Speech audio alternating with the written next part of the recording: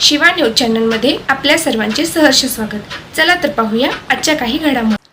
दरीत कोसळून युवक बेपत्ता। आंबोली येथील प्रसिद्ध महादेवगड पॉइंट फिरण्यासाठी आलेले एक पर्यटक सुमारे 300 फूट खोल दरीत कोसळल्याची घटना मंगळवारी सायंकाळी 5:30च्या सुमारास घडली।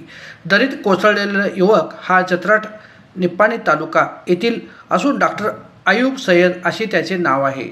रेस्क्यू टीमने सायंकाळी उशिरापर्यंत त्याचा शोध घेण्याचा प्रयत्न केला, मात्र पाऊस आणि दाट धुक्यामुळे शोध मोहीम थांबविण्यात आली।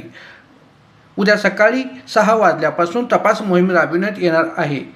मिळालेल्या माहितीनुसार दरीत कोसळलेला डॉक्टर आयुब सय्यद अन्य 4 जण जत्राट तालुका निपाणी येथील वर्षा पर्यटनासाठी आंबोलीला गेले होते। सायंकाळी 5:30च्या सुमारास डॉक्टर आयुब हे महादेवगड पॉइंट परिसरात होते। दरम्यान पॉइंटवर उभारलेल्या संरक्षक कठड्याजवळ असताना अचानक त्यांचा पाय घसरल्याने ते थेट 300 फूट खोल दरीत कोसळले। अन्य पर्यटकांचा ही गोष्ट लक्षात येताच त्यांनी तात्काळ स्थानिक पोलिसांना याबाबत माहिती दिली। आंबोली पोलीस ठाण्याचे पथक तात्काळ घटनास्थळी दाखल झाले।